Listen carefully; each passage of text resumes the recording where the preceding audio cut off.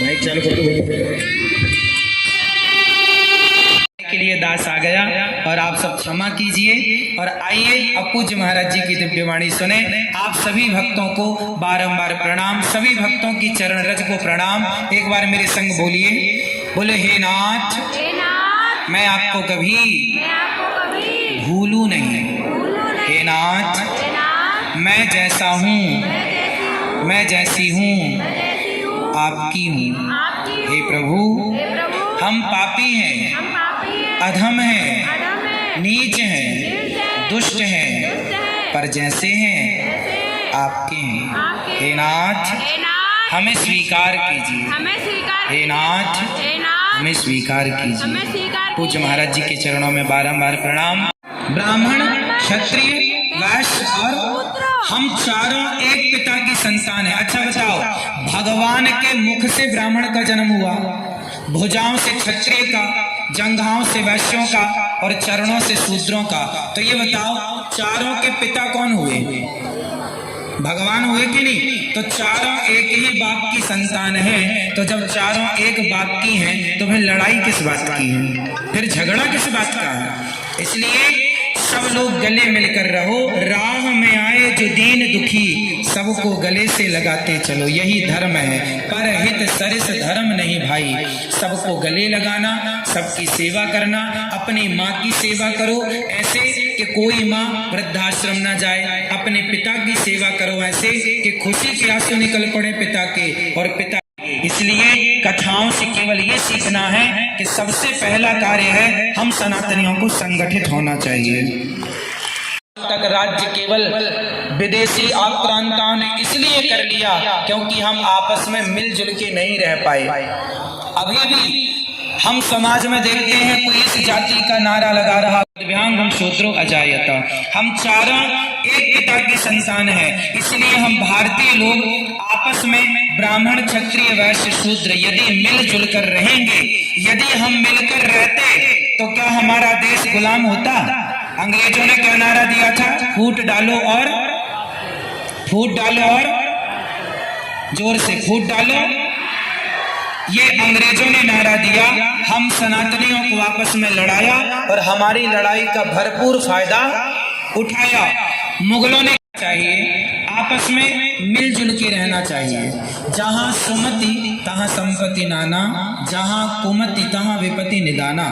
जहाँ एकता है, जहाँ संगठन है, जहाँ हम भाई भाई के भाव से रहें। हमने हमेशा कथा में कहा, आप कितने भाई हैं? आप कितने भाई हैं? आप भैया कितने भाई हैं? 5। कोई 2 भाई बता रहा है, कोई 4, कोई 6, कोई 3, कोई 1। आज से ये सीख कर जाओ यहाँ से, आज से हम 4 भाई हैं। कितने भाई हैं? 4। कौन कौन से भाई?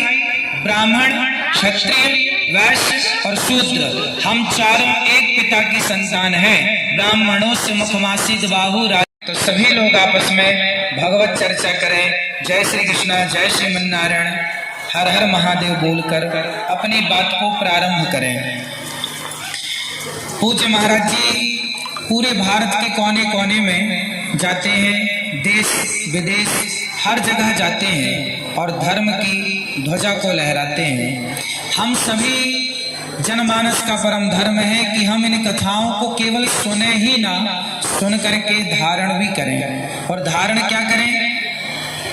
सत्य को धारण ही करना चाहिए। अच्छा, आप में से कितने लोगों को ये बात पता है कि झूठ बोलना पाप है? नदी किनारे सांप है, पता है कि झूठ बोलना पाप है? पता है सबको कि झूठ बोलना पाप है। अब ये बताओ कि फिर सच कितने लोग बोलते हैं? इसलिए झूठ बोलना पाप है, ये सबको पता है, छोटे से बच्चे से लेकर बूढ़े तक सबको पता है झूठ बोलना पाप है। लेकिन क्या हम सच बोल रहे हैं? अपनी अंतरात्मा से पूछ कर देखिए, अपने आप को जवाब दीजिए, किसी को जवाब देने की जरूरत नहीं। क्या हम सत्य बोल रहे हैं? जो हम सुन रहे हैं क्या हम उसे अपने जीवन में उतार रहे हैं? यदि आप उतार रहे हैं तो आप वंदनीय हैं, और जब तक सुनी गई बात जीवन में उतारी नहीं जाएगी तब तक जीवन में बदलाव नहीं हो सकता। यदि बदलाव चाहते हैं तो कही गई बात को जीवन में धारण करना सीखिए। पूज्य महाराज जी की दिव्य वाणी आप सब हम सब सुन ही रहे हैं। कल महाराज जी ने कहा था कि आना है, दास को आदेश दिया था, और ऐसे महापुरुषों के आदेश का पालन करना चाहिए। यही इनकी आज्ञा का पालन करते हुए ये दास आप सबका दर्शन करने और पूज्य महाराज जी का दर्शन करने आया। और आप सभी बड़े भाग्यशाली हैं। देखिए, धर्म का कार्य क्या है? जोड़ना। हम धर्म की बातें करते हैं, धर्म का अर्थ जो वाणी सुन रहे हैं, पूज्य महाराज जी सनातन धर्म को, सनातन संस्कृति को जोड़कर सनातन धर्म की जो सेवा कर रहे हैं वह अद्भुत अद्वितीय सेवा है। आप सब इस कथा से सीखकर यह जाइए कि हम सभी सनातन धर्म के मानने वाले भक्त अपने माथे पर तिलक लगाएं।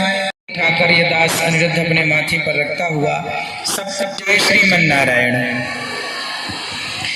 आप सभी बड़े भाग्यशाली हैं कि कार्तिक के पावन माह में शिव पुराण की, भगवान शिव की पावन कथा का आनंद लेने का अवसर मिला। और इस क्षेत्र में पूज्य महाराज जी आए जिनकी वाणी पूरी दुनिया सुन रही है।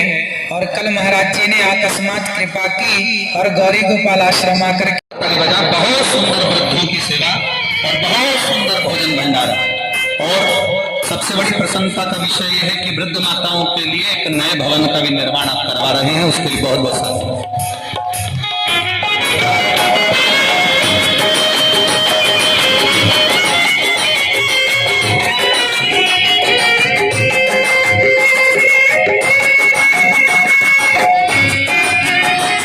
निवेदन करूंगा श्री अनिरुद्धाचार्य जी महाराज जी से दो शब्द आप भी इस शिव महापुराण के आरंभ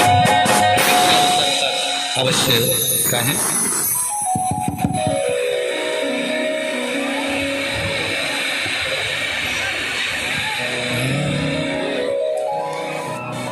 बोलिए गौरी गोपाल भगवान की, शंकर भगवान की, शिव महापुराण की जय जय श्री राधे। आज आप सभी भक्तों का दर्शन करने का परम लाभ मिला।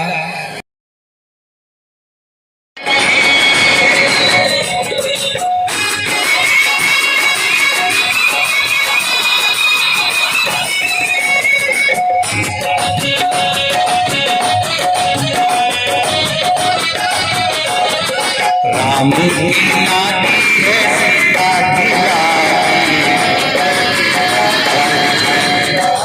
श्रीमद् भागवत कथा के परम रसिक श्री अनिरुद्धाचार्य जी महाराज जी पधारे हैं। जोरदार ताली बजाकर श्री अनिरुद्धाचार्य जी महाराज जी का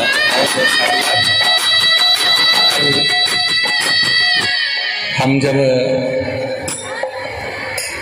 बिहारी जी के दर्शन करने के लिए गए तो महाराज जी के गौरी गोपाल आश्रम पर पहुंचे और बड़े भाव से वहाँ वृद्ध माताओं की जो सेवा हो रही है और जो अन्न क्षेत्र चल रहा है